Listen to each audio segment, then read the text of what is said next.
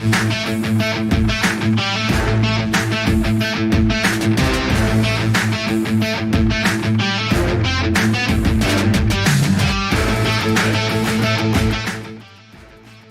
Hoops fans, welcome back to another episode of the Last Shot NBA show right here on Little Birdie TV.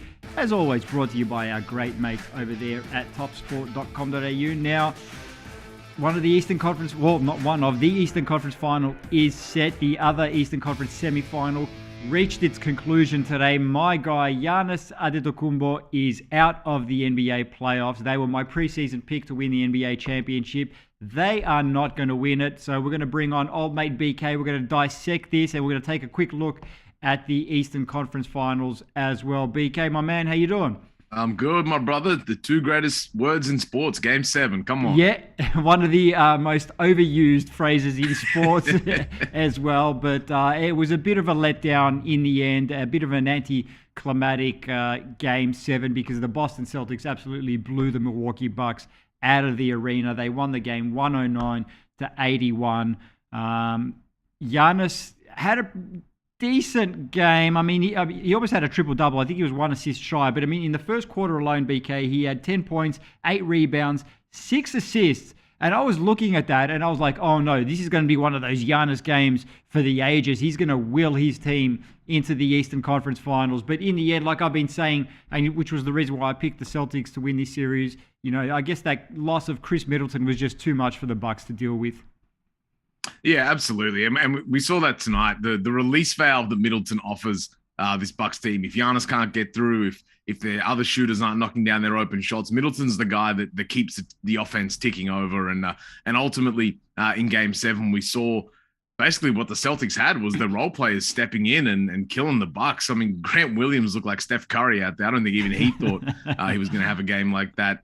Tatum again was good, but it was just the depth. The Celtics just had too much in this game. Credit to them because, as you said, the Bucks did look good to start this game, but it was just a tidal wave from beyond the arc by the Celtics. I think they outscored them 21-4 in the three-point category, which in today's NBA, you're just not going to win if that's the case. Well, you brought up the three-pointers. So Boston put up 55 three-pointers in this game, BK, and over the series, Boston outscored Milwaukee 327-171 from three-point range. Without your second-best player as well, that's a lot to overcome for the Milwaukee Bucks. And we saw it as well, not just in this game, it was throughout the series, but I really noticed it in Game 6 back in Milwaukee, which I thought the Bucks were going to close it out in that game. Every time Giannis went off the floor, and I think he had 44 and 20 or something like that in that game as well. But every time he was off the floor, the Bucks really struggled without him on the floor, and that's where Chris Middleton really comes in, and obviously, like you said, he's that release valve for somebody like Giannis. BK, Boston, they're through to the Eastern Conference Finals. Who would have thought this, back in December when they were 3 games above 500, or was it 3 games below 500? I can't even remember at this point. But who would have thought they were going to make the Eastern Conference Finals? Yeah, shout out to them. Shout out to Ime Udoka for turning this around. And now they find themselves back in the Eastern Conference Finals against the Heat. Second time in 3 years. This is, I feel like this is kind of what their season deserved. They really were one of the best teams in the conference, especially when you look over that sort of second half of the season. There wasn't many teams in the East getting close to what Boston was doing on both sides of the floor. And it now sets up what's going to be a pretty grimy 7-game series against the Heat. Get ready for a lot of 88-79 type scorelines. Listen, I'm all for it, man. I'm sick of these 55 three-pointers in the game and scoring, 90 points off threes in the game. Bring back some of those, high 70s, low 80s physical type of games. I sound one of those get off my lawn type guys right now. Bring back the mid-range. Yeah, bring back the mid-range. Bring back the triangle, I say. But no, look, it is going to be a hard-fought series. I mean, these are probably the 2 best defensive teams in the East at the very least, BK. Let's just look ahead a little bit, right? We're going to get into a proper Eastern Conference Finals preview in a second, but let's just sort of look ahead because I'm looking at the Boston Celtics. First of all, I was wrong about Ime Udoka. If you remember at the start of the season, especially when they were in that slump, and I questioned whether he was the man, as a first-year coach to sort of lead them out of that, and I guess he was in the end. But if the Celtics do go on and make the NBA Finals, right, they will have beaten, obviously, Brooklyn in the first round, which they easily dispatched. the defending champs in the second round. And if they beat Miami, and then look, I'm going to go even further ahead and say if they end up winning the title, obviously they beat whoever comes out of the West, whether it's Golden State or Phoenix. That's got to be one of the more impressive runs in recent playoff history for any team, I think. That is a great point. That's a hell of a gauntlet to go through for anyone, leave alone in your first year on the job. And considering the way they started, if you'd have told him that at the start of the season, I think that was way beyond the realms of possibilities. But this Boston team plays hard. They've got the offensive talent. I think this series is going to be a lot of fun because Miami, they match up really well against each other. They both have depth. They're both great defensive teams, and they both have guys that can kind of take over down the stretch. I think this one's going to be grimy, but it's going to be fun. This is going to be an old school playoff battle.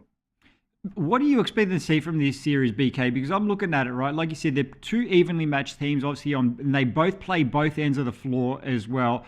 I'm looking at this, right? Like, let's talk a little bit about Jason Tatum and the emergence that he's had, because we've always had that, Jason Tatum's only 19 and all that, all those jokes, right? But he's really come into his own this year. And obviously we know Kobe Bryant's one of his idols. And I'm seeing a little bit of Kobe in him this season, BK, in terms of being able to take over a game and just really picking his spots. Like that Game 6 performance in Milwaukee was something else for me. Yeah, you can see it. He's 24 years old, but he feels like he's a veteran.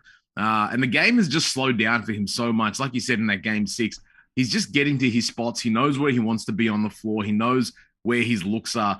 And because of his size, at 6'9", he can shoot over the top of most, opposing wings. And he has that length that in that sort of calm way when he's just kind of surgical. And we've seen guys like Devin Booker kind of have that same sort of leap where things just kind of slowed down. We're really starting to see that star turn from Tatum that has been threatening for a few years, but he hasn't quite put it together. This is really, he's had a few coming out parties in the postseason, but this is really the one for me because it's going to really get tested against a guy like Jimmy Butler. But I'm more intrigued to see how the Miami Heat respond to what we were talking about before, the 3-point element of this, because the Heat have not been good shooting the 3-point ball in this postseason. And the Celtics, led by Tatum, have a real chance to kind of overwhelm them in that department. Well, you do mention Jimmy Butler as well. Now, he's a guy as well, I guess he's probably Miami's version of Tatum because he can really sort of, put that team on his back and take over a game offensively when he's required to. What are you expecting to see from Jimmy Butler this season, this playoff series? Well, I mean, the bubble fraud accusations are out the window. Jimmy Butler is that dude. And we saw these teams square off in the bubble when obviously Jimmy Butler took the Heat to the finals. Honestly, I've been really impressed by Butler in this postseason, just given the way that, he has kind of allowed the other guys on his team to flourish. But when it gets down to business, Jimmy Butler is still that guy for the Miami Heat. And he just makes winning plays. He's probably one of the best and most underrated two-way guys in the league. And the thing that I love about Butler is he wants the moment. Not everybody wants the moment. Not everybody loves when it gets tight, but you can see Jimmy Butler. That's what brings out the best in him. So I got to tip my hat to him. He's been great for the Heat, through this playoffs, and I think it's just going to get better for him as the stakes get higher. Yeah, BK, you've just spoken nothing but fact. Jimmy Butler definitely wants the moment. I'm going to hark back a couple of days now to the end of their playoff series against the Philadelphia 76ers. I know you've seen the footage where he was walking back into the locker room and he was going, he goes, "You picked Tobias Harris over me?" He goes, "You picked Tobias Harris over me?" Like, he's kind of got a point, right? Because the Philadelphia 76ers did pick Tobias Harris over Jimmy Butler. He even said in that post-game, he said, "I would have loved to have stayed with the Philadelphia 76ers, loves Joel Embiid." But he is definitely that guy. Like you said, he's one of those rare players that doesn't shy away from the moment, wants the ball, wants to take the big shot, wants to make the big play. He is a big-time player. Yeah, look, as a long-suffering Sixers fan, that broke my heart. Listen, I know about being a long-suffering fan of a particular team, which we're not going to mention right now. BK, let's talk about predictions for this series. How do you see this one playing out? My gut tells me the Heat in 7, but I say that with very little confidence. I think this one will go the distance though. Um, all right, let me make my bold prediction right now. My heart and my head are telling me Miami Heat. And I agree with you. I do think this one goes the distance. I think this one's going to go 7. Miami's obviously got the home court as the number 1 seed. I'm going to go Miami in 7 as well.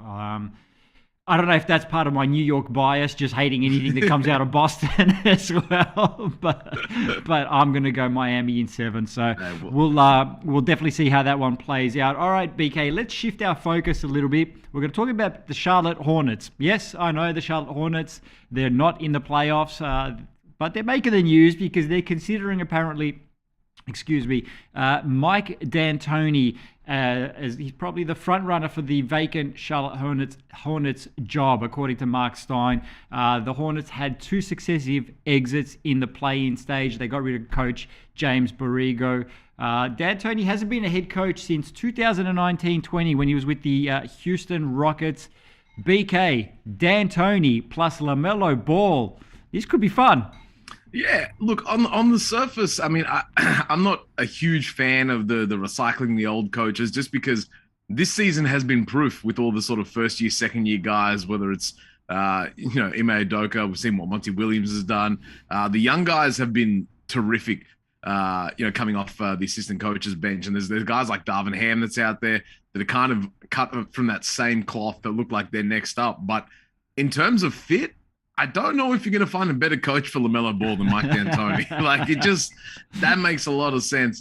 We saw what he's done in the past. He trusts his point guards, whether it's Steve Nash all the way through to Jeremy Lin. D'Antoni is a point guards coach, and if he puts the ball in LaMelo Ball's hands, he's going to trust him. They're going to they already get up and down the floor as it is.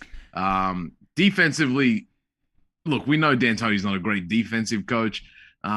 But look, the Hornets, they weren't a great defensive team, but I think that was less to do with their schemes or anything. I think it was more just a personnel issue. They just didn't really have a lot of great defensive players or bigs that can protect the rim like that.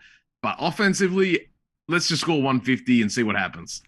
Yeah, look, we know that, right? We know what he's done with the 7 seconds or less Suns, obviously, and then what he did with the Houston Rockets as well, who arguably had probably their best years since the championship years under, Mike D'Antoni, and obviously, had James Harden there winning the MVP as well.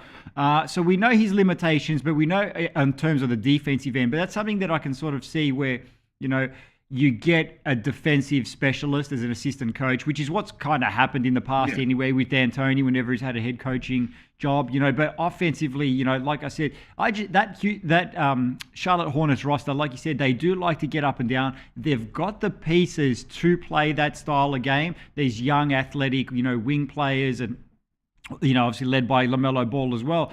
And when he's had a roster that suited his style of play, he's been successful. And I'm a Mike D'Antoni fan. Look, when he was with the Knicks, right, that system in the beginning was working because he kind of had the personnel to pull it off, right? And then obviously, Carmelo comes along and, my criticism with him then was that obviously, look, you can look at that and say both sides of the blame in terms of Melo not sort of willing to change his style, but D'Antoni was also not willing to change his system to suit those players that he had because those players didn't fit that run and gun system. When he's had the players that he wants, they've been successful. So, I think that the Charlotte Hornets have got, like you said, a roster tailor-made for that system.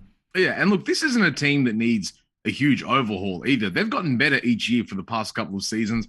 They've made the play-in, each of the last 2 seasons, obviously getting busted out the first go of that. But they've gotten better each year. They improved. They won more games this year than last. And I think they're on the right path. They're on the right trajectory. They have that core. I really like Terry Rozier. I really like LaMelo Ball, Bridges, Kelly Oubre. It's feast or famine with him. But I think in a system with Mike D'Antoni, you're probably going to see more feast than famine from a guy like Kelly Oubre. But they do have some personnel decisions to make. I don't know how Gordon Hayward kind of fits into this picture long term, what they're going to do with their front court situation with Trez and Plumlee that isn't, really ideal. If they can, maybe turn those guys into a guy like a Miles Turner or a rim running kind of big, the potential in Charlotte is there. I really like this team. Me too, right? And like I said, I think a coach like D'Antoni really unlocks a player like LaMelo Ball. Hypothetically, let's say, and D'Antoni comes along, where do you see that team sort of finishing in the East next season? Well, look, the East is tough. There's as we're seeing right now, there's a lot of good teams in the East, but I think at their current trajectory, I wouldn't see finishing as a 6th seed or a 7th seed to be out of the question for them. Yeah, it's like you said, the East is tough. It's probably the tougher of the conferences right now. I think if the Hornets finish as a 6th or a 7th seed, obviously you make the playoffs first round. Obviously that's got to be an improvement over the last 2 years because they've gone out at that play-in stage. I just think they need to get over that one hump before they focus on the humps afterwards.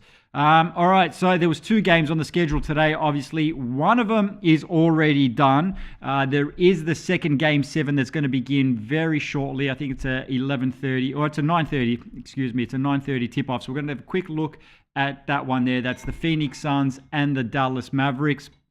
Unfortunately, Parky can't be with us again today. So hopefully we have him back on Wednesday morning because the show is just not the same without him. But let's take a quick look at this one here. The Phoenix Suns, $1.40 favorites. The Dallas Mavericks, $3.05. The line's at -6. Total is at 204.5 live on ESPN today. Now, Parky wanted to let us know. So we got that pick wrong last week. We both picked the Suns, both Parky and I. So Parky's record now drops to 19-14, which is still a pretty good hit rate if you ask me. But Parky said he's sticking with the Suns in Game 7, and he does like the under on that one there. Sorry, he likes them at -6. Excuse me. I'm also going with the Suns. I think they've got the home court advantage. Like, if they lose this one here, I think it's going to be one of the biggest choke jobs in playoff history. So we'll have to wait and see. I think that's going to be a fun game, though. So we're both going with the Suns again, and hopefully Phoenix doesn't let us down. All right, BK, that's one Game 7 out of the way. We've got another one to come today. Enjoy it. We're going to catch up with you later on in the week. Always, my brother. Appreciate it. All right, my man. All right, this has been another episode of The Last Shot NBA show here on Little Birdie TV, brought to you by our good friends at topsport.com.au. We'll catch you guys Wednesday morning.